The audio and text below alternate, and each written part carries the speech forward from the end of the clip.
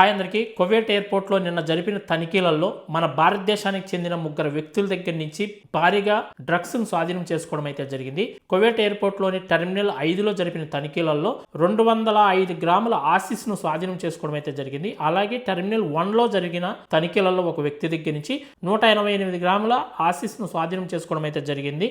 అలాగే ఇంకొక వ్యక్తి దగ్గర నుంచి 26 గ్రాముల మత్తుకు సంబంధించిన టాబ్లెట్స్, మత్తుకు సంబంధించిన గోళీలను కూడా స్వాధీనం చేసుకోవడం అయితే జరిగింది. మన వాళ్ళు తొందరగా కోటీశ్వరులు అయిపోవాలనుకుంటున్నారో లేదంటే తెలియకుండా ఇలాంటి తప్పులు చేస్తున్నారో తెలియదు, కానీ ఇక్కడికి వచ్చే వాళ్ళు ఎవరైనా సరే డ్రగ్స్ సంబంధించిన టాబ్లెట్స్ కావచ్చు, డ్రగ్స్ కావచ్చు, ఏవైనా ఇక్కడ తెచ్చారంటే చాలా ఇబ్బందులు ఎదుర్కోవాల్సి ఉంటుంది. ఇప్పుడు చూడండి, ఆ ముగ్గురిని కూడా అరెస్ట్ చేసి జైలుకు తరలించడం అయితే జరిగింది. వాళ్ళ జీవితమే నాశనం అయిపోతుంది. ఎవరైనా కానీ కువైట్ వచ్చేటప్పుడు చాలా జాగ్రత్తగా ఉండండి.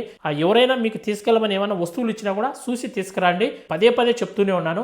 ఈ వీడియోని అయితే లైక్ చేసి 10 మందికి షేర్ చేయండి.